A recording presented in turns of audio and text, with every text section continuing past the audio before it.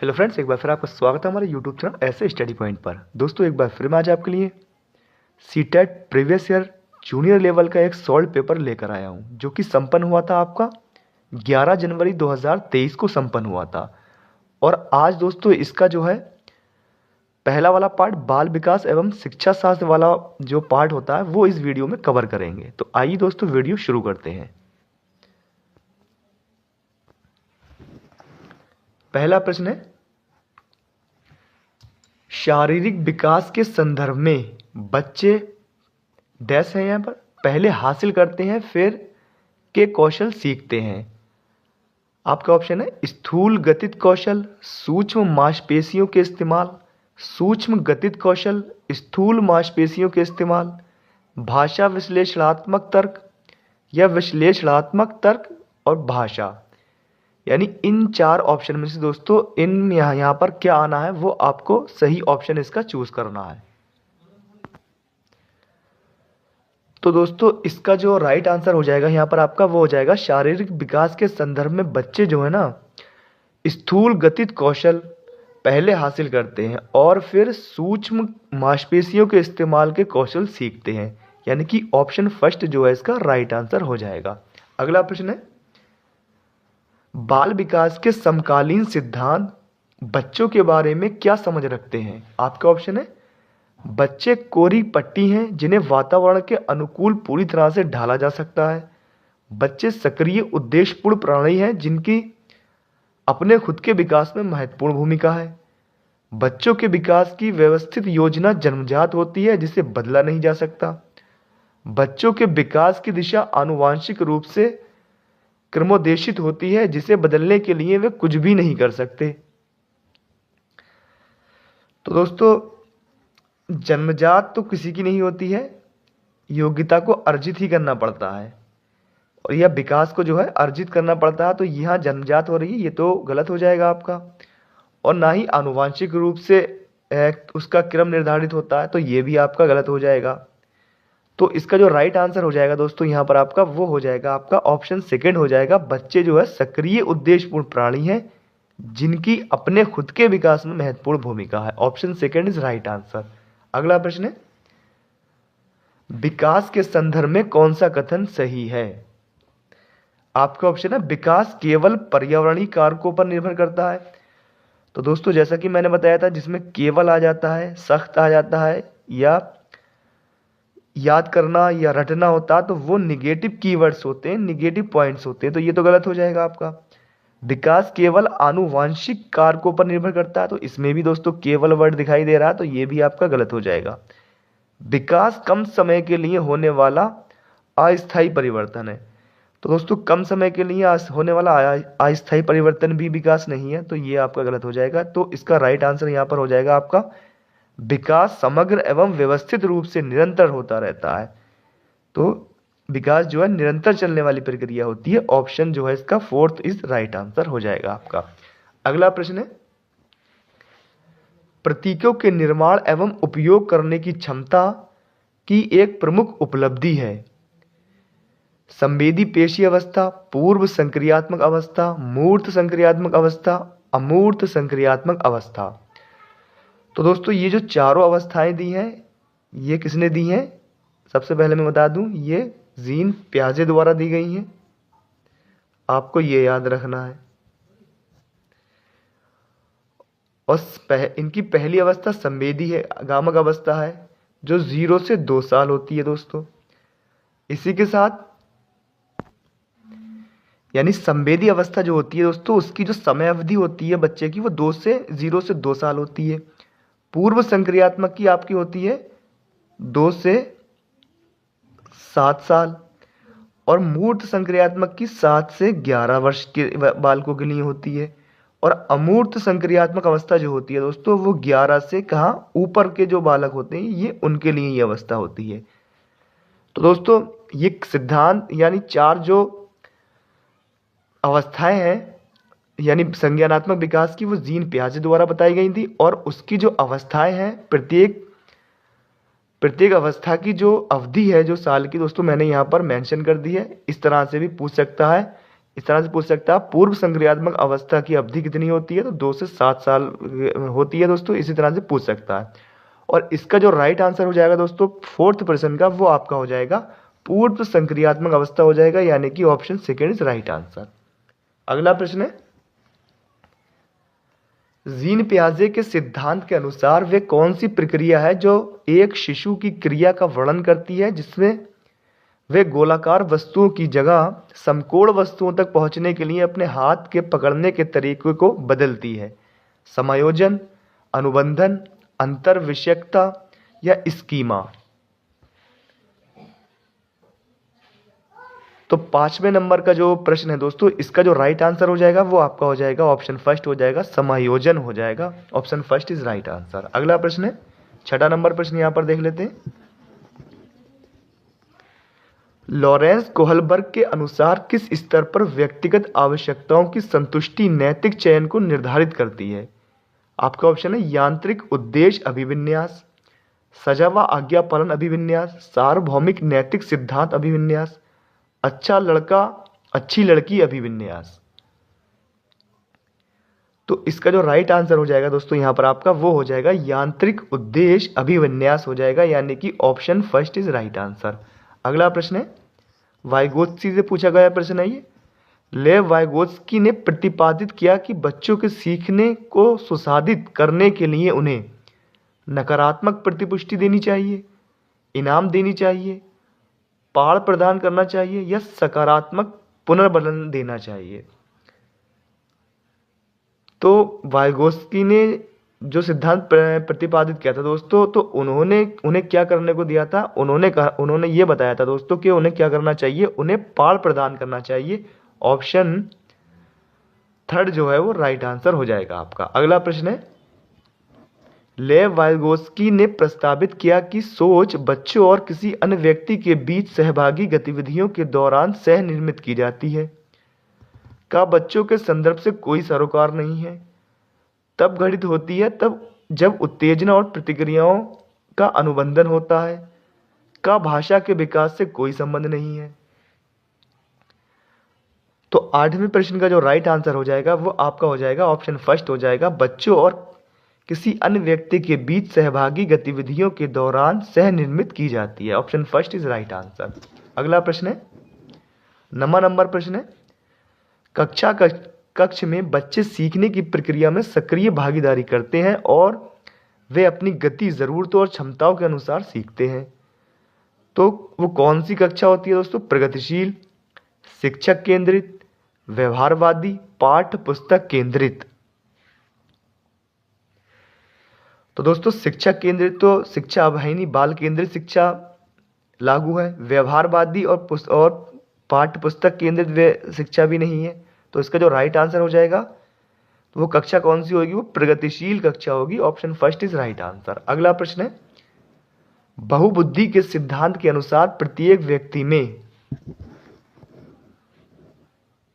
Option पढ़ लेते हैं, सामान्य क्षमताओं का एक समूह है, एक निश्चित आईक्यू यानी बुद्धि लब्धि होती है जो जन्म के समय तय हो जाती है, अलग अलग मात्रा में विभिन्न संज्ञानात्मक क्षमताएं होती हैं, 5 प्रकार के संज्ञानात्मक कौशल होते हैं।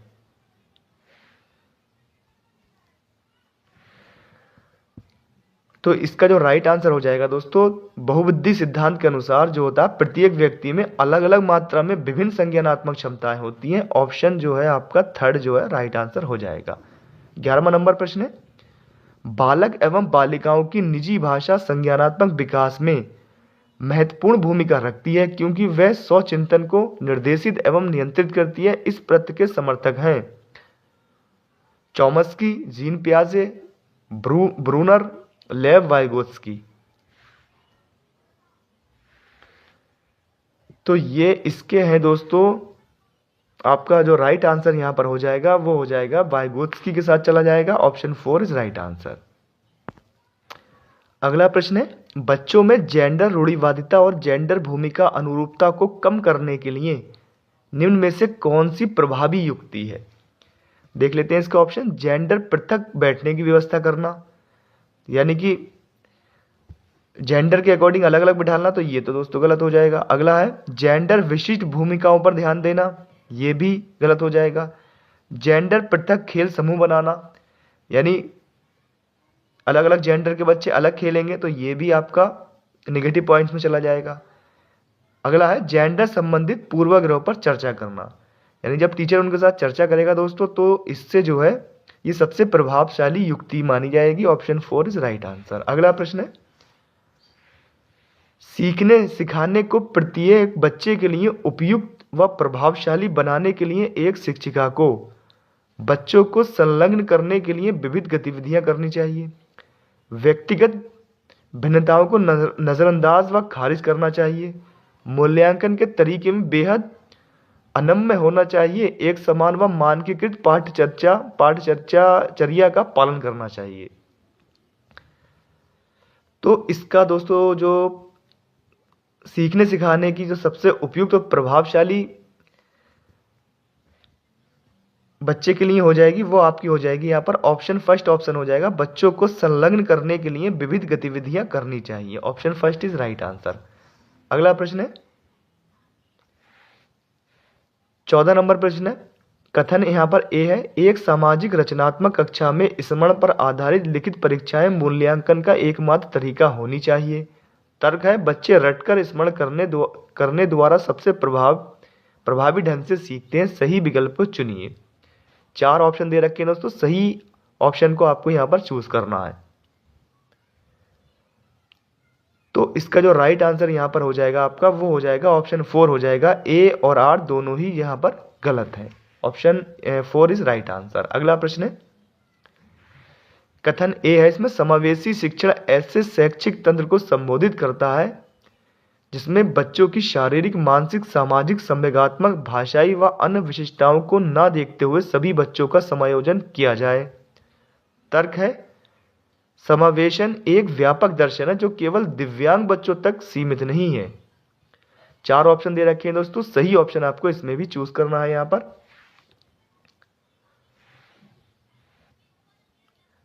तो इसका जो राइट आंसर हो जाएगा आपका, वो ऑप्शन 4 हो जाएगा, क्योंकि इसमें दोनों ही ऑप्शन ठीक है दोस्तों, और आर जो है वो ए की सही व्याख्या कर रहा है इसमें। Option A is first is right answer. अगला प्रश्न है, प्राथमिक माध्यमिक कक्षाओं में शिक्षिकाओं को विविधता को किस तरह देखना चाहिए? सीखने में अवरोधक के रूप में, विविधता को नजरअंदाज करना चाहिए, विविधता को कम करने के लिए मानकीकृत पाठचर्या को प्रोत्साहित करना चाहिए, एक गुण के रूप में देखना चाहिए जिससे बहुरूपता को बढ़ावा मिले। तो इसका जो राइट आंसर हो जाएगा दोस्तों यहाँ पर आपका, वो आपका हो जाएगा ऑप्शन 4 हो जाएगा, एक गुण के रूप में देखना चाहिए जिससे बहुरूपता को बढ़ावा मिले। Option 4 is right answer. अगला प्रश्न है, कार्तिक जो 5वीं कक्षा में पढ़ता है उसे अपने दोस्तों और शिक्षकों के साथ मौखिक और गैर मौखिक सामाजिक संवाद करने में निरंतर मुश्किल होती है। ये किसके लक्षण हो सकते हैं? लेखन वैकल्य, गुणज वैकल्य, सौलीनता या पठन वैकल्य?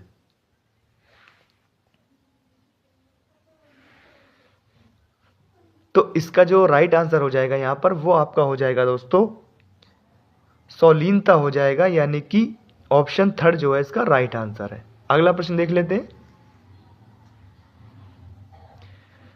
18वां नंबर प्रश्न है, निम्न में से कौन सा शिक्षा शास्त्रीय प्रावधान एक दृष्टिबाधित विद्यार्थियों की जरूरतों के अनुसार उपयुक्त समायोजन है? आपका ऑप्शन है, कक्षा में गैर जरूरी बाधाओं को हटाना, विभिन्न प्रकार का दृश्यिक प्रस्तुतिकरण देना, बहुत से विज्ञप्ति पत्रक देना जिसमें संकलनात्मक चित्रण हो, कक्षाई अधिगम को परिशिष्ट करने के लिए अभिलिखित सामग्री देना। 4 ऑप्शन दे रखे हैं दोस्तों, सही आपको ऑप्शन को चूज करना है यहां पर। तो इसका जो राइट आंसर हो जाएगा दोस्तों, वो आपका हो जाएगा, सबसे एक तो पहला हो जाएगा कक्षा में गैर जरूरी बाधाओं को हटाना, और एक हो जाएगा कक्षाई अधिगम को परिशिष्ट करने के लिए अभिलिखित सामग्री देना, यानी कि पहला और चौथा देख लेते हैं किसमें, थर्ड ऑप्शन में, यानी थर्ड इज राइट आंसर। अगला प्रश्न है 19 नंबर प्रश्न है, रचनात्मकता की एक पहचान विशेषता है। आपका ऑप्शन है, अपसारी सोच कई अलग अलग विचारों या उत्तरों को प्रस्तावित करने की क्षमता, अभिसारी सोच, एक उत्तर पर ध्यान केंद्रित करने की क्षमता, निष्क्रिय नकल की क्षमता, लंबे गद्यांशों को रटने का कौशल। तो रचनात्मकता की एक पहचान दोस्तों जो है वो आपकी हो जाएगी अपसारी सोच कई अलग अलग विचारों या उत्तरों को प्रस्तावित करने की क्षमता से संबंधित होती है। Option first is right answer. अगला प्रश्न है, यदि शिक्षिका विद्यार्थियों की रचनात्मकता का आकलन करना चाहती है तो उसे कौन सा कार्य नहीं करना चाहिए? आपका ऑप्शन है परिणाम से अधिक प्रक्रिया पर ध्यान केंद्रित करना चाहिए, विद्यार्थियों की आपस में तुलना करनी चाहिए, विद्यार्थियों की उनकी पूर्व निष्पादन से तुलना करनी चाहिए, 100 आकलन के अवसर प्रदान करने चाहिए। तो इसमें नहीं में पूछा दोस्तों, तो ये तो करना चाहिए, उनके 100 आकलन के अवसर प्रदान उन्हें बिल्कुल करना चाहिए, तो सही में चला जाएगा। और विद्यार्थियों को उनकी पूर्व निष्पादन से तुलना करनी चाहिए, तो ये भी दोस्तों आपका सही में ही चला जाएगा। और अगला है इसका परिणाम से अधिक प्रक्रिया पर ध्यान केंद्रित करना चाहिए, विद्यार्थियों की आपस में तुलना करनी चाहिए। दोस्तों यही नहीं करना चाहिए और ये नहीं में आंसर पूछा है आपका, तो यही जो है आपका राइट आंसर हो जाएगा। Option second is right answer. अगला प्रश्न है, सीखना एक निष्क्रिय प्रक्रिया है, व्यक्तिगत कारकों से प्रभावित होता है, सामाजिक सांस्कृतिक संदर्भ से स्वतंत्र होता है, केवल जानकारी के प्रत्याहार और पुनरूपण की प्रक्रिया है। तो सीखना दोस्तों एक क्या होता है, ये इसका जो राइट आंसर आपका हो जाएगा यहाँ पर वो हो जाएगा व्यक्तिगत कारकों से प्रभावित होता है, यानी सीखना जो है वो व्यक्तिगत कारकों से प्रभावित होता है। Option second is right answer. अगला प्रश्न है, निम्न में से किस प्रकार की मान्यता रखने वाले विद्यार्थी कक्षा में सीखने की ओर उन्मुख होंगे व बेहतर प्रदर्शन करेंगे? अपनी जन्मजात योग्यताओं को बिल्कुल भी बदला नहीं जा सकता, मेहनत से खुद के सीखने व प्रदर्शन में बदलाव लाया जा सकता है, अच्छे अंक प्राप्त करना किस्मत का खेल है, जो एक बार सफल नहीं हुआ वो कभी सफल नहीं होगा। तो इसका जो राइट आंसर यहां पर हो जाएगा दोस्तों वो आपका हो जाएगा ऑप्शन सेकंड हो जाएगा, मेहनत से खुद के सीखने व प्रदर्शन में बदलाव लाया जा सकता है। Option second is right answer. 23वां नंबर प्रश्न है, शिक्षकों को अपनी कक्षा में महारत उन्मुख विद्यार्थियों को तैयार करने के लिए क्या करना चाहिए? उच्च अंक प्राप्त करने पर अधिक जोर देना, विद्यार्थियों को सभी प्रतियोगिताएं जीतने के लिए प्रोत्साहित करना, सीखने की प्रक्रिया में आनंद व खुशी की अनुभूति महसूस करवाना, असफलता से बचने के लिए उनमें डर व तनाव पैदा करना। तो इसका जो राइट आंसर हो जाएगा दोस्तों वो आपका हो जाएगा ऑप्शन थर्ड हो जाएगा, सीखने की प्रक्रिया में आनंद व खुशी की अनुभूति महसूस करवाना। Option third is right answer. अगला प्रश्न है, निम्न में से कौन सी प्रणाली विद्यार्थियों के अर्थपूर्ण तरीके से सीखने में मदद करेगी? आपका ऑप्शन है ज्ञान को विद्यार्थियों के निजी जीवन से जोड़ना, केवल विद्यार्थियों को अच्छे अंक प्राप्त करने के लिए शिक्षण करना, बारंबार वेधन व अभ्यास पर बल देना, बहुत सी जानकारी को एक ही समय पर याद रखने का प्रयास करना। तो इसका जो राइट आंसर हो जाएगा दोस्तों यहां पर आपका वो हो जाएगा ज्ञान को विद्यार्थियों के निजी जीवन से जोड़ना। Option first is right answer. अगला प्रश्न है, एक सामाजिक रचनावादी कक्षा में सीखना किसको प्रोत्साहित करके किया जाता है? आपके ऑप्शन है अधिसंज्ञानात्मक कौशल, स्वनियमन, विवेचनात्मक सोच, समस्या समाधान, अर्थहीन वेधन व दोहराव। 4 ऑप्शन दे रखे हैं दोस्तों, सही ऑप्शन यहां पर आपको चूज करना है। तो इस 25वें क्वेश्चन का जो राइट आंसर हो जाएगा दोस्तों, एक सामाजिक रचनावादी कक्षा में सीखना किसको प्रोत्साहित करके किया जाता है? तो अधिसंज्ञानात्मक कौशल को भी प्रोत्साहित किया जाता है, स्वनियमन को भी, विवेचनात्मक सोच, समस्या समाधान यानी और अर्थहीन बेरा ये नहीं होगा इसका दोस्तों, ये 5वां वाला नहीं होगा, बाकी इसके चारों जो है वो सही ऑप्शन में चले जाएंगे। यानी कि देख लेते हैं पहला, दूसरा, तीसरा, चौथा किसमें है? पहला, दूसरा, तीसरा, चौथा यानी थर्ड ऑप्शन में है, तो option third is right answer. अगला प्रश्न है 26 नंबर प्रश्न है, विद्यार्थियों में संप्रत्ययों की वैकल्पिक संरचनाएं विद्यार्थियों द्वारा रचित सहज सिद्धांतों को दर्शाती हैं, सजा द्वारा हतोत्साहित की जानी चाहिए, अधिगम की प्रक्रिया में अर्थहीन है, शिक्षण के दौरान शिक्षकों द्वारा नजरअंदाज कर देनी चाहिए। तो 26वें नंबर क्वेश्चन का जो राइट आंसर हो जाएगा यहां पर वो आपका हो जाएगा ऑप्शन फर्स्ट हो जाएगा, विद्यार्थियों द्वारा रचित सहज सिद्धांतों को दर्शाती है, यानी कि option first is right answer. 27 number प्रश्न यहां पर देख लेते हैं दोस्तों। बच्चे कैसे सीखते हैं? प्रयोग व अन्वेषण द्वारा, सुनकर व बोलकर, चर्चा व मनन करके, चीजें बनाकर व करके। तो दोस्तों बच्चे जो सीखते हैं वो प्रयोग और अन्वेषण से भी सीखते हैं, सुनकर भी और बोलकर भी सीखते हैं, चर्चा पर व मनन करके भी सीखते हैं, और चीजें बनाकर व करके भी सीखते हैं, यानी कि चारों ऑप्शन जो है पॉजिटिव है। तो चारों ही सही हो जाएंगे। देख लेते हैं कौन से उसमें ऑप्शन में है। ऑप्शन 1 में है, यानी ऑप्शन 1 इज राइट आंसर। अगला प्रश्न है, एक माध्यमिक कक्ष में विद्यार्थियों को सबसे ज्यादा अभिप्रेरित करने वाले अर्थपूर्ण शैक्षिक कार्य वे होते हैं जो बिल्कुल चुनौतीपूर्ण नहीं होते, मध्यम चुनौतियां प्रस्तुत करते हैं, बेहद चुनौतीपूर्ण होते हैं, पुनरावृत्ति व उबाऊ होते हैं। तो 28 का जो राइट आंसर हो जाएगा दोस्तों वो आपका हो जाएगा ऑप्शन सेकंड हो जाएगा, मध्यम चुनौतियां प्रस्तुत करते हैं। Option second is right answer. 29 number question यहां पर देख लेते हैं। अधिगम को अर्थपूर्ण बनाने के लिए उसे से जोड़ा जाना चाहिए, यानी किससे जोड़ा जाना चाहिए? अनुशासन व तनाव, डर व सजा, आनंद व संतुष्टि, उपलब्धि व प्रतिस्पर्धा। तो इसमें दोस्तों तनाव तो नहीं, अधिगम को तनाव द्वारा तो सीखा नहीं जा सकता। डर और सजा ये तो बिल्कुल नेगेटिव हो रहा है। प्रतिस्पर्धा उपलब्धियों द्वारा भी नहीं हो सकता है दोस्तों ये। तो इसका जो राइट आंसर हो जाएगा आनंद व संतुष्टि से जोड़ा जाना चाहिए। Option third is right answer. अगला प्रश्न है, कथन यहाँ पर ए है, एक शिक्षिका बहुत से परियोजना कार्य देती है, वह बच्चों को सहयोगात्मक रूप से कार्य करने के लिए प्रोत्साहित करती है। तर्क है, बच्चे अपने सहकक्षियों से चर्चा करके बहुत कुछ सीखते हैं। सही विकल्प को चुनिए। 4 ऑप्शन दे रखे हैं दोस्तों, सही ऑप्शन आपको यहाँ पर चूज करना है। इसका राइट आंसर यहां पर हो जाएगा ऑप्शन फर्स्ट हो जाएगा, ए और आर दोनों सही हैं, और आर जो है वो ए की सही व्याख्या करता है, यानी option first is right answer. दोस्तों इस तरह से यहां पर बाल विकास व शिक्षा शास्त्र के 30 प्रश्न यहां पर कंप्लीट कर लिए हैं। तो दोस्तों जो सामाजिक अध्ययन का पार्ट होता है ये भाग 2 में शामिल होता है, और इससे संबंधित 60 प्रश्न यहां पर पूछे जाते हैं। आइए दोस्तों देख लेते हैं किस प्रकार के प्रश्न पूछे गए हैं। पहला प्रश्न है, शूरवीरों एवं वीरांगनाओं के बारे में भव्य एवं लंबी रचनाएं हैं तथा इनमें देवताओं से संबंधित कहानियां यानी कथाएं भी सम्मिलित हैं, तो उसे क्या कहा जाता है? ऐतिहासिक लेख, महाकाव्य कहा जाता है उसे, वृत्तांत कहा जाता है, या संदर्भिकाएं कहा जाता है?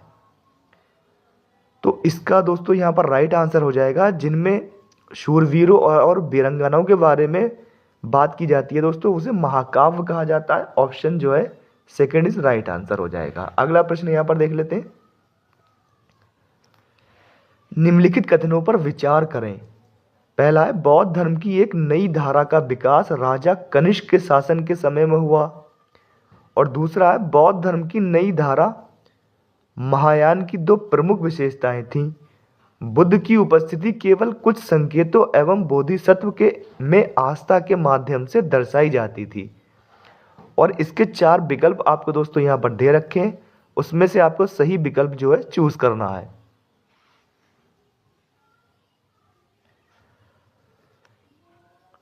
तो इसका दोस्तों जो राइट आंसर यहां पर हो जाएगा आपका, यानी जो पहला कथन है वो तो ठीक हो जाएगा आपका, लेकिन ये दूसरा कथन जो है कि बुद्ध की उपस्थिति केवल कुछ संकेतों की, तो ये जो है ये गलत हो जाएगा दोस्तों। यानी आपका पहला सही हो जाएगा, दूसरा गलत हो जाएगा। यहाँ पर मैच कर लेते हैं कौन से ऑप्शन में है ये। ऑप्शन 4 में है दोस्तों ये, कथन 1 सही है परंतु कथन 2 गलत है, यानी ऑप्शन 4 इज राइट आंसर। अगला प्रश्न है, निम्नलिखित कथनों पर विचार करें। 33 नंबर प्रश्न यहां पर दे रखा है, सिल्क रूट पर नियंत्रण रखने वाले शासकों में सबसे प्रसिद्ध कुषाण थे। और दूसरा कथन है, कुषाणों ने मध्य एशिया तथा पश्चिमोत्तर भारत पर शासन किया एवं वे सबसे पहले सोने के सिक्के जारी करने वाले शासक थे जिनका उपयोग व्यापारियों ने किया। 4 विकल्प दिए हैं दोस्तों, चारों में से आपको सही ऑप्शन को यहां पर चूज करना है। तो दोस्तों यहां पर जो इसका राइट आंसर हो जाएगा, यानी ये दोनों कथन ही दोनों ठीक हैं और ये दूसरा कथन जो है दोस्तों ये पहले वाले की सही व्याख्या कर रहा है, यानी कि ऑप्शन जो है थर्ड इसका राइट आंसर हो जाएगा। कथन 1 और 2 दोनों सही हैं तथा कथन 2 जो है कथन 1 की सही व्याख्या है। Option third is right answer. अगला प्रश्न है, प्रत्येक राजवंश के राजा शासक होने के अपने नैतिक अधिकार पर बल देना चाहते थे। दूसरा कथन है, ईश्वर के साथ अपने घनिष्ठ संबंध की उद्घोषणा करने के लिए राजाओं ने उपासना के स्थानों का निर्माण किया। सही विकल्प को दोस्तों इसमें भी आपको यहां पर चूज करना है। तो इसका जो राइट आंसर हो जाएगा वो आपका हो जाएगा ऑप्शन सेकंड हो जाएगा। कथन 1 और दोनों सही हैं तथा कथन 1 जो है वो 2 की व्याख्या है दोस्तों, और सेकंड इज राइट आंसर। अगला प्रश्न यहां पर देख लेते हैं। 35 नंबर प्रश्न है, जगहों और अथवा समुदायों का उनके शिल्पकला के साथ सुमेलन कीजिए। यहां पर आपको मैचिंग करनी है, यहां पर सूची 1 की सूची 2 के साथ। तो यहां पर कर लेते हैं दोस्तों। तो दीदर में जो है दोस्तों वो तांबे तथा चांदी में जड़ाई का कार्य बहुत ज्यादा होता है, यानी कि पहला वाला जो ए है वो आपका यहाँ 4th वाले से मिल जाएगा। और उसके बाद सूरत में जो है वो दोस्तों आपका सुनहरे गोटा किनारियों वाले वस्त्र बहुत ज्यादा बनते हैं, तो ये दूसरा वाला बी जो है वो आपका थर्ड वाले से यहाँ पर मैच कर जाएगा। और पंचाल में जो है वो लोह संबंधित कार्य बहुत ज्यादा होते हैं, तो ये मिल जाएगा आपका सी वाला पहले से। और सालियार में दोस्तों जो है वो आपका बुनाई ज्यादा होती है, यानी कि डी वाला आपका मिल जाएगा सेकंड से। तो अब यहाँ पर देख लेते हैं, यानी पहला जो है वो 4 से, तो इसमें 4 से है, इसमें भी 4 से, इसमें भी 4 से। दूसरा वाला देख लेते हैं, दूसरा वाला थर्ड से है, तो इसमें दूसरा वाला थर्ड से नहीं है, इसमें दूसरा वाला थर्ड से नहीं है, इसमें है दोस्तों। तो 4th इज राइट आंसर यहाँ पर आपका हो जाएगा। अगला प्रश्न है, निम्नलिखित कथनों पर विचार करें। अशोक ने अपने अभिलेखों में ये सुझाव दिया कि कर्मकांड किसी काम के नहीं है। दूसरा विचार है आपका, दूसरा कथन है, मौर्य वंश के साम्राज्य में लोग विभिन्न धर्मों का अनुसरण करते थे तथा ये कभी कभी विवाद एवं पशु बलि तक पहुंच जाता था। सही ऑप्शन का इसमें से दोस्तों चयन करना है आपको। तो 36 का जो राइट आंसर हो जाएगा वो आपका हो जाएगा ऑप्शन 4। कथन 1 और 2 दोनों सही है तथा कथन 2 जो है वो कथन 1 का कारण है, यानी कि ऑप्शन 4 इज राइट आंसर। अगला प्रश्न यहां पर देख लेते हैं। 37 नंबर प्रश्न है, निम्नलिखित शब्दों का उत्तर भारत के गांवों में उनकी अनुरूप भूमिका के साथ मिलान कीजिए। तो यहां पर दोस्तों इसका मिलान कर लेते हैं।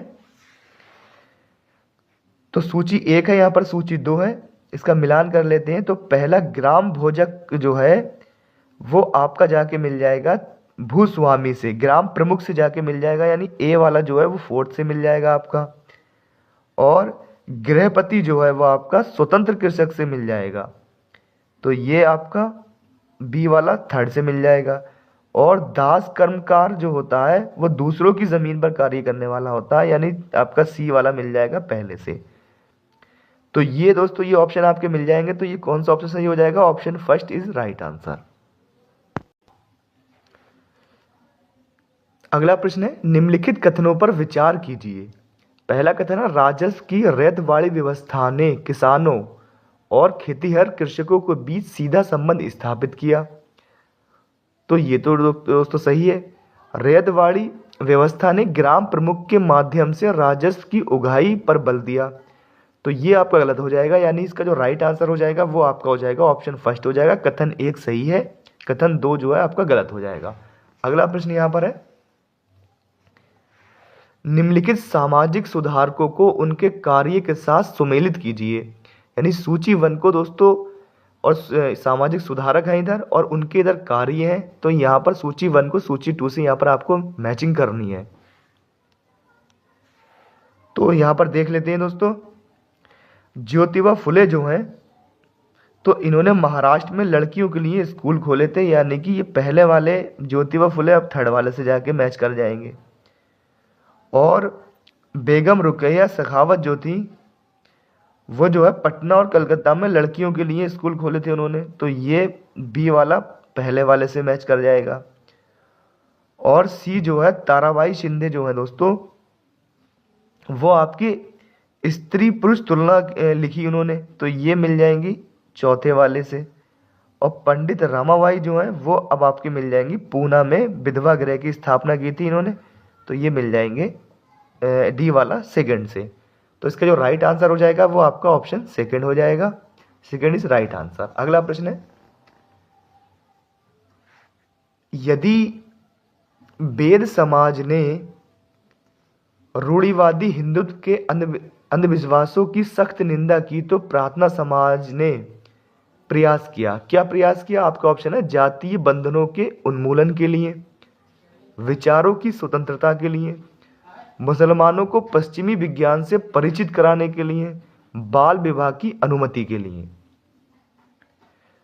तो इसका दोस्तों जो राइट आंसर यहाँ पर हो जाएगा वो आपका हो जाएगा ऑप्शन फर्स्ट हो जाएगा, जातीय बंधनों के उन्मूलन के लिए किया था इन्होंने, option first is right answer. अगला प्रश्न है, निम्नलिखित में से कौन से कथन सामाजिक सुधार और जातीय उन्मूलन के संदर्भ में सही है? पहला, राजा मोहन राय ने अपने विचारों के प्रसार के लिए पर्चे लिखे जो संवाद के रूप में थे। दूसरा है, सिंह सभा के नेताओं ने आधुनिक शिक्षा और सिख सिद्धांतों का प्रोत्साहन किया। थर्ड है, पेरियार के शिक्षण में समानता का विचार धर्म के माध्यम से प्रोत्साहित किया गया। सही विकल्प को यहाँ पर आपको यहाँ पर चूज करना है दोस्तों।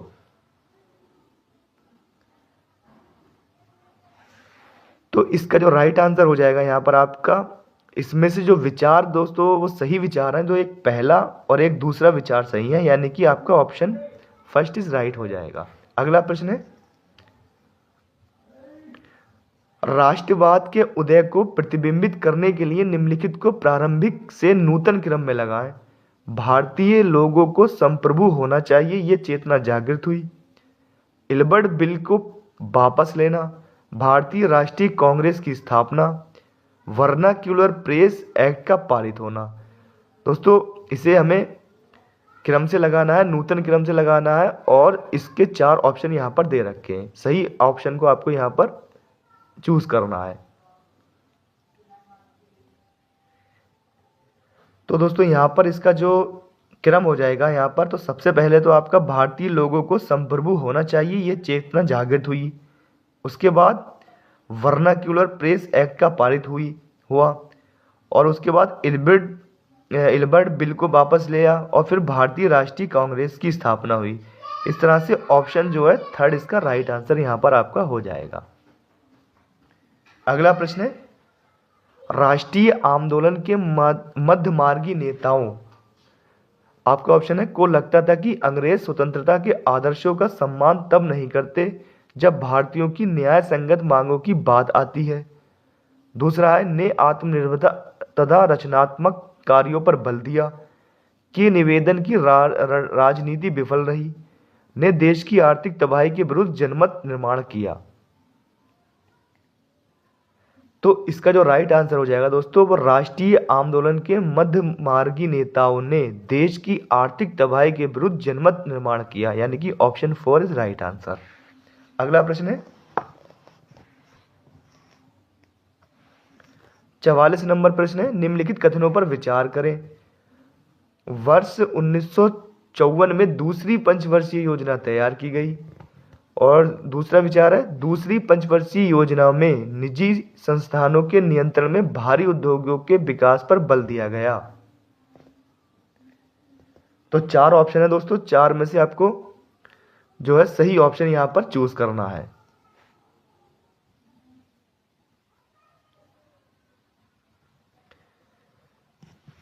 तो इसका जो राइट आंसर यहां पर हो जाएगा दोस्तों आपका, वो आपका हो जाएगा ऑप्शन सेकंड हो जाएगा। कथन 1 और कथन 2 दो है, दोनों गलत हो जाएंगे। Option second is right answer.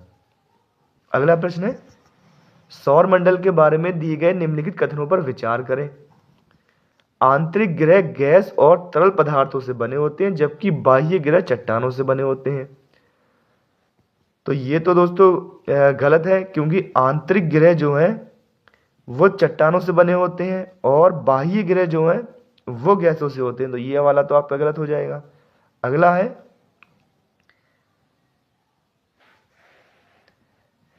है, आपका बाह्य ग्रह आंतरिक ग्रहों की तुलना में बड़े आकार के होते हैं और कुछ बाह्य ग्रहों के चारों ओर छल्ले हैं। तो दोस्तों ये बिल्कुल सही बात है, यानी जो आंतरिक ग्रह होते हैं वो बाह्य ग्रह जो होते हैं वो आंतरिक ग्रहों की तुलना में बड़े होते हैं। तो ये बात बिल्कुल ठीक हो जाएगी, यानी कि ऑप्शन 4 इज राइट हो जाएगा यहाँ पर। यानी कथन 1 गलत है और लेकिन कथन 2 जो है वो सही है। Option 4 is right answer. अगला प्रश्न है, निम्न में से कौन से अंटार्कटिक में भारत के सब स्टेशन है? मैत्री, दक्षिण गंगोत्री, भारती या अदिति?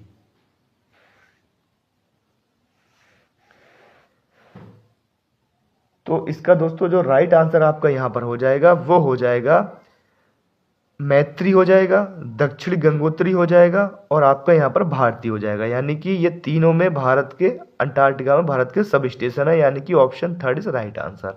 अगला प्रश्न है, 47 नंबर प्रश्न है, कर्क रेखा, विषुवत रेखा और मकर रेखा निम्नलिखित में से किस या किन महाद्वीपों से नहीं गुजरती है? आपका ऑप्शन है उत्तर अमेरिका और अंटार्कटिका, ऑस्ट्रेलिया और अंटार्कटिका, यूरोप और अंटार्कटिका, केवल अंटार्कटिका। तो इसमें ये पूछा नहीं गुजरती है। तो दोस्तों कहाँ से नहीं गुजरती है? कर्क रेखा, विषुवत रेखा और मकर रेखा। तो ये आपकी नहीं गुजरती है, यूरोप और अंटार्कटिका से नहीं गुजरती है। यानी कि आपका जो 47 का हो जाएगा वो आपका हो जाएगा ऑप्शन 3 हो जाएगा। Option 3 is right answer. अगला प्रश्न है, भारत में 82.5 डिग्री पूर्व को मानक याम योत्तर माना गया है। यह रेखा निम्नलिखित में से किस क्षेत्र से होकर गुजरती है? भारतीय मरुस्थल, पश्चिमी घाट, सुंदरवन डेल्टा या पूर्वी घाट? तो ये दोस्तों निकलती है पूर्वी घाट से। Option 4 is right answer. अगला प्रश्न है, पश्चिमी घाट में किस तरह की वनस्पति पाई जाती है? पश्चिमी ढालों पर उष्ण कटिबंधीय वर्षावन तथा पूर्वी ढालों पर कटीली झाड़ियां।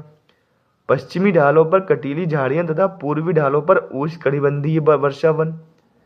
दोनों ढालों पर उष्ण कटिबंधीय वर्षावन, दोनों ढालों पर कटीली झाड़ियां। तो इसका जो राइट आंसर हो जाएगा दोस्तों आपका यहां पर वो हो जाएगा ऑप्शन 1 हो जाएगा, पश्चिमी ढालों पर उष्ण कटिबंधीय वर्षावन तथा पूर्वी ढालों पर कटीली झाड़ियां हो जाएगा। अगला प्रश्न है, सहारा मरुस्थल के गुफा चित्रों में नदियों और विभिन्न प्रकार के जानवरों को दिखाया गया है। यह दर्शाता है कि सहारा के लोग बहुत कल्पनाशील थे, सहारा के लोग दुनिया घूमे हुए थे, सहारा के क्षेत्र में जलवायु परिवर्तन हुआ था, विदेशी सहारा के क्षेत्र में रहते थे। तो 50 नंबर का जो आंसर हो जाएगा दोस्तों वो आपका हो जाएगा सहारा के क्षेत्र में जलवायु परिवर्तन हुआ था। Option 3 is right answer. अगला प्रश्न है, छोटे आकार वाले वृक्ष और घास स्थलों का निर्माण करते हैं और कारण आर है आर्द्रता की मात्रा वृक्षों के आकार और उसके घनत्व को प्रभावित करती है। सही विकल्प को यहां पर आपको चूज करना है दोस्तों। तो इसका जो राइट आंसर हो जाएगा आपका यहाँ पर वो आपका हो जाएगा ऑप्शन 1 हो जाएगा। ए और आर दोनों सही है और आर सही व्याख्या करता है ए की। Option 1 is right answer. अगला प्रश्न है, निम्नलिखित में कौन सी स्थायी पवनें हैं? पूर्वी और मानसूनी पवनें, लू और मानसूनी पवनें, समुद्री समीर और पश्चिमी पवनें, व्यापारिक पवनें और पश्चिमी पवनें। तो इसका जो राइट आंसर दोस्तों यहाँ पर हो जाएगा आपका, वो हो जाएगा व्यापारिक पवनें और पश्चिमी पवनें, यानी कि ऑप्शन 4 इज राइट आंसर। अगला प्रश्न है, पवनों के बारे में दिए गए निम्न कथनों पर ध्यान दें। पवनें उच्च दाब से निम्न दाब की ओर बहती हैं। पवनों की दिशा निर्धारण में पृथ्वी का अपने अक्ष पर घूमना भी एक कारक के रूप में प्रभावित करता है। सही ऑप्शन को आपको यहां पर चूज करना है दोस्तों। तो इसका जो राइट आंसर हो जाएगा, ये दोनों ही कथन दोस्तों ठीक है, यानी कथन 1 और तथा 2 दोनों सही है, किंतु कथन 2 जो है वो एक की सही व्याख्या नहीं करता है, यानी कि option second is right answer. अगला प्रश्न है, निम्नलिखित कथनों को पढ़ें। विभिन्न जलवायविक दशाओं के चलते भारत में प्राकृतिक वनस्पतियों में काफी भिन्नता पाई जाती है। किसी क्षेत्र विशेष की प्राकृतिक वनस्पति केवल वहां पर होने वाली वर्षा पर निर्भर करती है। सही ऑप्शन को यहां पर आपको फिर से चूज करना है दोस्तों।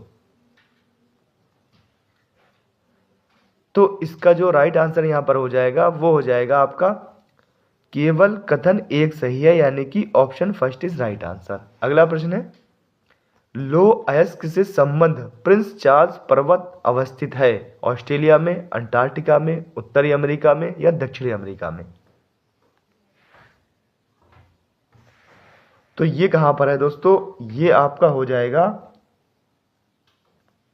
अंटार्कटिका में हो जाएगा। Option second is right answer. अगला प्रश्न है, नीचे दिए गए कौन से कारक किसी भी पदार्थ को संसाधन में परिवर्तित कर सकते हैं? समय, प्रौद्योगिकी या जरूरत?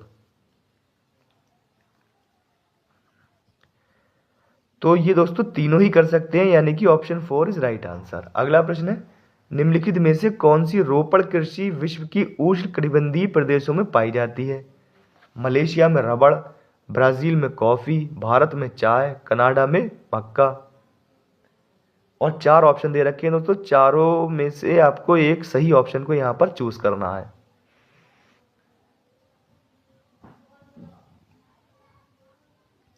तो इसका जो राइट आंसर हो जाएगा दोस्तों वो आपका हो जाएगा मलेशिया में रबड़ जो है वो उष्णकटिबंधीय प्रदेशों में पाई जाती है। ब्राजील में कॉफी भी दोस्तों उष्णकटिबंधीय में पाई जाती है, क्योंकि ये ब्राजील उष्णकटिबंधीय उसमें आ जाता है। और भारत में चाय भी, लेकिन कनाडा जो है वो शीत कटिबंधीय में चला जाता है, यानी कि पहला, दूसरा और तीसरा देख लेते हैं किसमें है। पहला, दूसरा, तीसरा, यानी कि ऑप्शन जो है आपका सेकेंड इज राइट आंसर।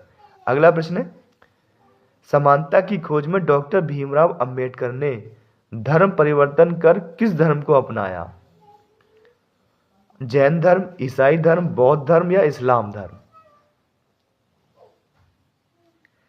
तो अंबेडकर जी ने जो अपनाया दोस्तों वो अपनाया था बौद्ध धर्म को अपनाया था। Option third is right answer. अगला प्रश्न है, निम्नलिखित में से क्या विविधता का एक वैध उदाहरण नहीं है? आपका ऑप्शन है, एक गांव में अलग अलग समुदाय के लोग हैं जो अलग अलग धर्मों का पालन करते हैं। एक गांव में अलग अलग जाति के लोग हैं जिन्हें पदानुक्रमिक तरीके से देखा जाता है। एक गांव में एक सार्वजनिक स्थान है जहां अलग अलग त्योहारों को मनाया जाता है। एक गांव में कई लोग हिंदी बोलते हैं और कुछ अंग्रेजी बोलते हैं और वे सब अक्सर सामान्य वार्तालाप करते हैं। इसका जो राइट आंसर दोस्तों यहां पर हो जाएगा, यानी विविधता का एक वैध उदाहरण नहीं में पूछा है, तो इसका जो राइट आंसर हो जाएगा दोस्तों वो आपका सेकंड हो जाएगा। एक गांव में अलग अलग जाति के लोग हैं जिन्हें पदानुक्रमिक तरीके से देखा जाता है, यानी option second is right answer. अगला प्रश्न है 60 नंबर प्रश्न यहां पर देख लेते हैं। काउंसिल ऑफ स्टेट्स का भारत में ज्यादा प्रचलित नाम क्या है? संसद, लोकसभा, राज्यसभा या विधानसभा? तो इसका राइट आंसर हो जाएगा दोस्तों यहां पर आपका राज्यसभा हो जाएगा। Option second is right answer. अगला प्रश्न है, संसद में प्रश्नकाल सुनिश्चित करता है कार्यपालिका की विधायिका की तरफ जवाबदेही, न्यायपालिका की विधायिका से स्वतंत्रता, विधायिका का न्यायपालिका पर नियंत्रण, न्यायपालिका का विधायिका के साथ सहयोग? तो इसका जो राइट आंसर हो जाएगा दोस्तों वो ऑप्शन फर्स्ट हो जाएगा, कार्यपालिका की विधायी पालिका की तरफ जवाबदेही। Option first is right answer. 62 number question है, निम्नलिखित में से क्या बाजार का एक प्रकार नहीं है? साप्ताहिक बाजार, शॉपिंग कॉम्प्लेक्स, दादन व्यवस्था, मॉल। तो बाजार दोस्तों साप्ताहिक बाजार हो जाता है, शॉपिंग कॉम्प्लेक्स भी बाजार के ही अंग होते हैं, मॉल भी बाजार में ही होता है दोस्तों। तो यह पूछा प्रकार नहीं है, तो दादन व्यवस्था नहीं है। Option third is right answer. अगला प्रश्न है, जीविकोपार्जन के लिए अपनाई गई दादन व्यवस्था से एक बुनकर को क्या नुकसान होता है? तो ऑप्शन पढ़ लेते हैं। बुनकर को व्यापारी द्वारा कच्चा माल पहुंचाया जाता है, बुनकर को कपड़ा बाजार तक ले जाने का परिवहन लागत देना पड़ता है, बाजार में कपड़े के मूल्य पर बुनकर का कोई नियंत्रण नहीं होता है और सारा मुनाफा व्यापारी को ही हो जाता है, बुनकर को सूत काटकर कपड़ा बुनने का कार्य घर से करना होता है। तो इसका जो राइट आंसर हो जाएगा यहाँ पर आपका वो हो जाएगा दोस्तों ऑप्शन थर्ड हो जाएगा, बाजार में कपड़े के मूल्य पर बुनकर का कोई नियंत्रण नहीं होता और सारा मुनाफा व्यापारी का हो जाता है। Option third is right answer. अगला प्रश्न है, रोजा पार्क्स ने बस में एक श्वेत पुरुष के लिए अपनी सीट देने से इनकार किया। यह आधुनिक इतिहास में किस बड़े आंदोलन की शुरुआत थी? संयुक्त राज्य अमेरिका के नागरिक अधिकार आंदोलन की, दक्षिण अफ्रीका के रंगभेद विरोधी आंदोलन की, फ्रांस में फ्रांसीसी क्रांति की, इंग्लैंड में महिला मताधिकार आंदोलन की। तो ये शुरुआत थी दोस्तों, ये थी आपकी संयुक्त राज्य अमेरिका के नागरिक अधिकार आंदोलन की शुरुआत थी। Option first is right answer. अगला प्रश्न है, आंगनवाड़ी क्या है? आप यहां पर देख लेते हैं, महिला संरक्षण गृह। तो दोस्तों आंगनवाड़ी में महिला को संरक्षण तो किया नहीं जाता है। मिड डे मील केंद्र तो ये भी नहीं है, वृद्ध आश्रम में भी नहीं होता, बाल गृह होता है एक तरह से, यानी कि ऑप्शन जो आपका हो जाएगा वो आपका सेकंड इज राइट आंसर। अगला प्रश्न है, किसी नागरिक के भौतिक अधिकारों का हनन होने पर उसके द्वारा न्यायालय में जाने का अधिकार निम्नलिखित में से कौन सुनिश्चित करता है? शोषण के विरुद्ध अधिकार, संवैधानिक उपचारों का अधिकार, जीवन का अधिकार, व्यक्तिगत स्वतंत्रता का अधिकार। तो ये हो जाएगा आपका संवैधानिक उपचारों का अधिकार हो जाएगा अनुच्छेद 32 में। ठीक है दोस्तों। अगला प्रश्न है, निम्न विचारों पर विचार कीजिए और पहचानिए कि कहां सत्ता एवं शक्ति का दुरुपयोग हो रहा है। कथन है, पहला है, मंत्री द्वारा ठोस तकनीकी कारणों के चलते परियोजना को मंजूरी न देना, उच्च अधिकारी द्वारा पुलिस स्टेशन में फोन करके रिश्तेदार के खिलाफ शिकायत दर्ज न करने के लिए कहना, कक्षा मॉनिटर द्वारा एक गरीब छात्र पर झूठा आरोप लगाना। और सही ऑप्शन को आपको दोस्तों यहां पर क्या करना है, चूज करना है यहां पर। तो इसमें जो हो जाएगा यहां पर आपका जो आंसर हो जाएगा वो हो जाएगा यानी सेकेंड और थर्ड हो जाएगा, यानी कि थर्ड वाला ऑप्शन जो है आपका यहां पर सही हो जाएगा। अगला प्रश्न यहां पर देख लेते हैं,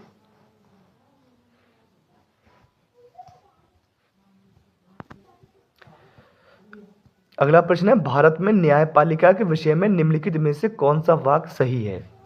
न्यायपालिका के विभिन्न स्तर पदानुक्रमित व्यवस्था में नहीं है, ये तो दोस्तों गलत हो जाएगा, ऐसा ये गलत हो जाएगा। अगला, एक उच्च न्यायालय का न्यायाधीश देश का सर्वोच्च न्यायाधीश होता है।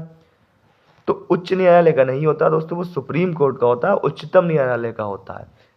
अगला है, यानी ये दोनों गलत हो जाएंगे और सही वाक्य हमें बताना है इसमें से, उच्चतम न्यायालय के फैसले के खिलाफ एक उच्च न्यायालय में सुनवाई की मांग की जा सकती है, तो ये भी गलत हो जाएगा। उच्च न्यायालय में सुनवाई, उच्च न्यायालय के फैसले के खिलाफ सुनवाई उच्चतम न्यायालय में की जा सकती है, ये दोस्तों ये उल्टा लिख दिया तो ये भी गलत हो जाएगा। अगला है, न्यायपालिका के विभिन्न स्तर एक दूसरे से अपील व्यवस्था के द्वारा जुड़े हैं, यानी कि ऑप्शन 4 जो है इसका वो राइट आंसर यहां पर हो जाएगा। अगला प्रश्न है, हाकिम शेख एवं पश्चिम बंग खेत मजदूर समिति ने निम्नलिखित में से क्या मुहैया करवाने के लिए न्यायालय में दायर याचिका दायर की थी? चिकित्सा एवं स्वास्थ्य सेवाएं, न्यूनतम आय, आश्रय का अधिकार या भूमि अधिकार। तो इन्होंने क्या के लिए किया था दोस्तों? चिकित्सा एवं स्वास्थ्य सेवाओं के लिए की थी। Option first is right answer. अगला प्रश्न है, किसी समुदाय के बारे में रूढ़िबद्ध धारणाएं अक्सर उसके का कारण बनती हैं? विकास का, सशक्तिकरण का, हाशियाकरण या विविधीकरण का। तो इसका जो राइट आंसर हो जाएगा दोस्तों वो आपका हो जाएगा हाशियाकरण। ऑप्शन आपका थर्ड इज राइट आंसर। अगला प्रश्न है, सामाजिक इतिहास के शिक्षण के समय शिक्षक को संवेदनशील होना चाहिए क्योंकि इतिहास संदर्भ आधारित है, यहाँ बहुलित इतिहास है, इतिहास अखंड एवं विशिष्ट है, इतिहास विवादास्पद नहीं है। सही विकल्प का यहाँ पर आपको चयन करना है।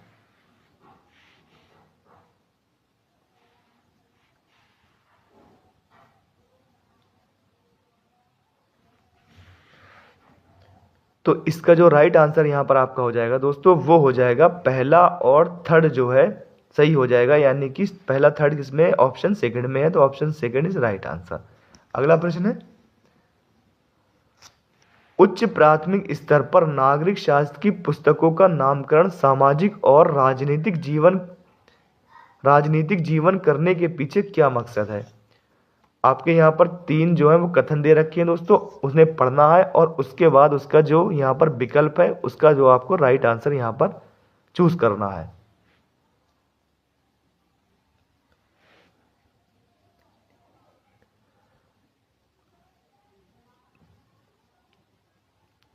तो इसका जो राइट आंसर में दोस्तों हो जाएगा वो आपका कथन पहला और थर्ड हो जाएगा, यानी कि option third is right answer यहाँ पर हो जाएगा। 73 नंबर प्रश्न है, कौन सी शिक्षा शास्त्रीय रणनीति उच्च प्राथमिक स्तर के अधिगमकर्ताओं के अर्थ निकालने को प्रोत्साहित करेगी?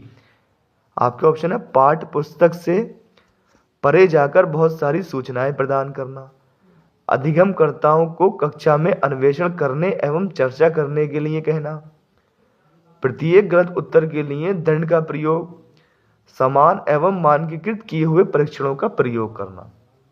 तो इसका जो राइट आंसर यहाँ पर हो जाएगा दोस्तों वो आपका हो जाएगा ऑप्शन सेकंड हो जाएगा, अधिगमकर्ताओं को कक्षा में अन्वेषण करने एवं चर्चा करने के लिए कहना। Option second is right answer.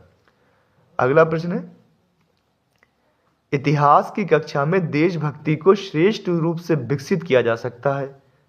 आपका ऑप्शन है प्रत्येक कक्षा से पहले राष्ट्रगान को गाना अनिवार्य बनाने के द्वारा, देश एवं देशवासियों के लिए उत्तरदायित्व एवं संबद्ध होने की भावना को विकसित करने की गतिविधि द्वारा, सभी सामाजिक धार्मिक सुधारकों के प्रयासों की बिना उनके विचारों की कोई जांच किए हुए प्रशंसा करना, बिना सामाजिक संदर्भ बताए स्वर्णिम प्राचीन इतिहास पर व्याख्यान देकर।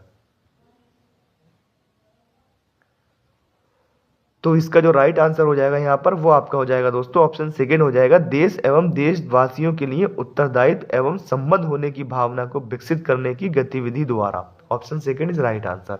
अगला प्रश्न है, निम्नलिखित में से कौन समावेशी कक्षा का उदाहरण है?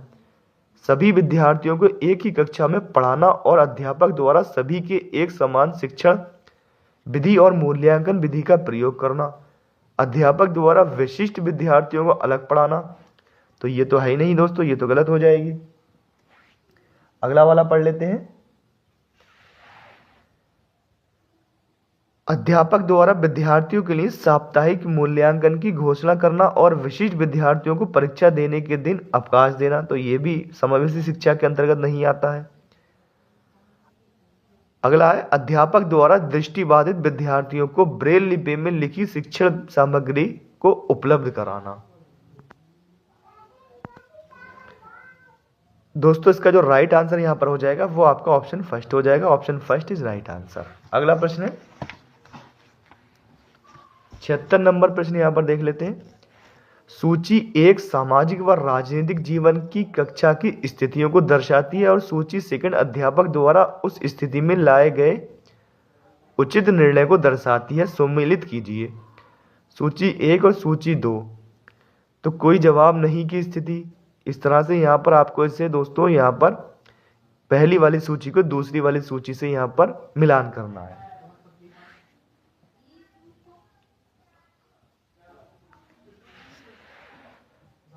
तो इसमें कर लेते हैं दोस्तों, ए जो है आपका वो दूसरे नंबर पर चला जाएगा उत्साह के साथ, और बी जो है वो पहले वाले के साथ चला जाएगा अधिक जानकारी मांगना, यानी अपूर्ण जवाब की स्थिति यानी अधिक जानकारी मांगना, और अर्धसत्य जवाब की स्थिति यानी सी जो है वो पूरा फोकस करना चला जाएगा। इस तरह से जब आप इसे मैच करेंगे दोस्तों तो इसका जो आंसर जो है यहाँ पर वो आपका ऑप्शन 3 हो जाएगा। यहाँ पर अगला प्रश्न यहाँ पर देख लेते हैं।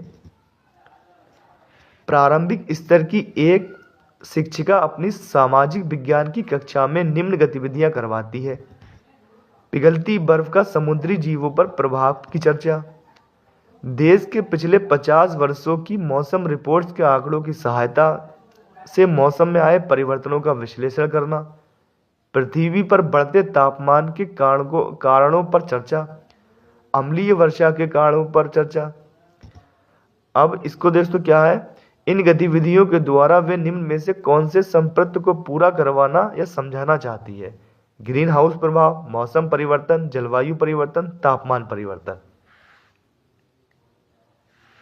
तो वो समझाना चाह रही है दोस्तों जलवायु परिवर्तन समझाना चाह रही है। Option 3 is right answer. अगला प्रश्न है, शिक्षण के किस चरण पर एक अध्यापक शिक्षण के लिए आवश्यक सहायक सामग्री के विषय पर विचार करेगा? पूर्व सक्रिय चरण, उत्तर क्रिया चरण, अंतः क्रिया चरण, कक्षा में संकल्पना को समझाने के दौरान। तो इसका जो राइट आंसर हो जाएगा दोस्तों वो पूर्व सक्रिय चरण हो जाएगा। Option 1 is right answer. अगला प्रश्न है, सामाजिक विज्ञान में जांच प्रश्नों का उद्देश्य होता है सार्थक प्रश्नों की संख्या को बढ़ाना, विद्यार्थियों के सोचने के पैटर्न को समझना, विद्यार्थियों के उत्तर की गहराई में जाना। सही विकल्प का यहाँ पर आपको चूज करना है। तो सही विकल्प जो हो जाएंगे दोस्तों वो आपके हो जाएंगे सेकंड और थर्ड हो जाएंगे, विद्यार्थियों के सोचने के पैटर्न को समझना और विद्यार्थियों के उत्तर की गहराई में जाना। यानी सेकंड और थर्ड देख लेते हैं, ऑप्शन 3 में है तो ऑप्शन 3 इज राइट आंसर। अगला प्रश्न है,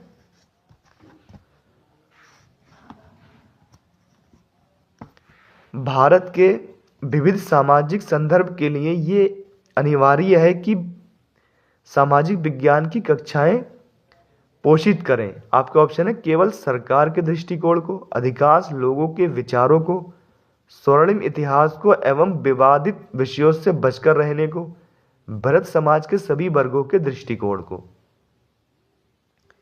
तो इसका जो राइट आंसर हो जाएगा दोस्तों ऑप्शन 4 हो जाएगा, भरत समाज के सभी वर्गों के दृष्टिकोण को। Option 4 is right answer. अगला प्रश्न है, पूछताछ आधारित सीखने के लिए चरणों का सही क्रम को चुने। प्रश्न पूछना, जांच करना, योजना बनाना, अनुमान लगाना, रिकॉर्डिंग करना, चिंतन करना। तो इसमें से दोस्तों आपको सही 4 ऑप्शन दे रखे हैं, सही ऑप्शन यहां पर आपको चूज करना है। तो यहां पर सबसे पहले जो आएगा वो तो प्रश्न पूछना होता है दोस्तों, उसके बाद आपका योजना बनाना और अनुमान लगाना हो जाएगा, फिर उसके बाद रिकॉर्डिंग करना, फिर जांच करना, फिर चिंतन करना। तो ये जो चला जाएगा आपका, ये चला जाएगा ऑप्शन 2 में चला जाएगा। Option 2 is right answer. अगला प्रश्न है, निम्नलिखित कथनों पर विचार करें। सामाजिक विज्ञान शिक्षण एक विचारधारा को आत्मसात करने का साधन है। सामाजिक विज्ञान के शिक्षा शास्त्रीय पक्ष में थीमेटिक योजना लाभदायक है। सही विकल्प का चयन करें। 4 विकल्प दे रखे हैं दोस्तों, सही उत्तर को यहां पर आपको चूज करना है। तो इसका जो राइट आंसर हो जाएगा वो ऑप्शन 2 हो जाएगा दोस्तों। कथन 1 गलत है और कथन जो दूसरा वो सही हो जाएगा आपका। अगला प्रश्न है, एक सामाजिक विज्ञान का शिक्षण औपनिवेशिक काल में महिलाओं की परिस्थिति को समझाने के लिए निम्नलिखित में से क्या दे सकता है? आपका ऑप्शन है रुकैया सखावत द्वारा लिखित सुल्ताना का स्वप्न, राज सुंदरी देवी की आत्मकथा अमार जीवोन, कृष्ण कुमार द्वारा लिखित पढ़ना जरा सोचना, और 4th है डेंजिल सल्डेनहा द्वारा संरचित किताब the subaltern subject in structural historical process. तो यहाँ पर आपको सही ऑप्शन दोस्तों इसका चूज करना है। तो इसका जो राइट आंसर हो जाएगा वो पहला और दूसरा कथन जो है इसमें से वो आपका सही में चला जाएगा, यानी option second is right answer. अगला प्रश्न है, भारतीय स्वतंत्रता संग्राम अध्याय को पढ़ाने के लिए एक अध्यापक शिक्षण सहायक सामग्री के तौर पर पुराने समाचार पत्रों की कुछ कटिंग लेकर आता है जिसमें उस समय की वास्तविक कहानियां और फोटोग्राफ छपे हैं। अध्यापक निम्नलिखित में से किस शिक्षा विधि का प्रयोग कर रहा है? समस्या समाधान विधि, क्षेत्रीय सर्वेक्षण विधि, प्रदर्शन विधि या स्रोत विधि? तो वो कर रहा है दोस्तों स्रोत विधि का प्रयोग कर रहा है। Option 4 is right answer. अगला प्रश्न है, निम्नलिखित में से कौन सा कथन परियोजना आधारित सीखने की विधि से संबंधित नहीं है? ये अनुरूपवादी दृष्टिकोण को बढ़ाती है, ये विद्यार्थियों के रचनात्मक कौशल को बढ़ाता है, ये विद्यार्थियों के समस्या समाधान कौशल को बढ़ाती है, ये विद्यार्थियों के पूछताछ कौशल को बढ़ाती है। तो इसका जो राइट आंसर दोस्तों यहां पर हो जाएगा आपका वो हो जाएगा ऑप्शन फर्स्ट हो जाएगा। नहीं में पूछा, ये अनुरूपवादी दृष्टिकोण को बढ़ाती है। ऑप्शन फर्स्ट इज राइट हो जाएगा इसका। अगला प्रश्न है यहाँ पर 86 नंबर प्रश्न है, एक शिक्षिका कक्षा में विद्यार्थियों को स्वयं का आकलन करने का अवसर प्रदान करती है। वे निम्न में से आकलन के किस तरीके को अपनाने का प्रयास कर रही है? सतत मूल्यांकन, अधिगम के लिए आकलन, अधिगम का आकलन, अधिगम के रूप में आकलन?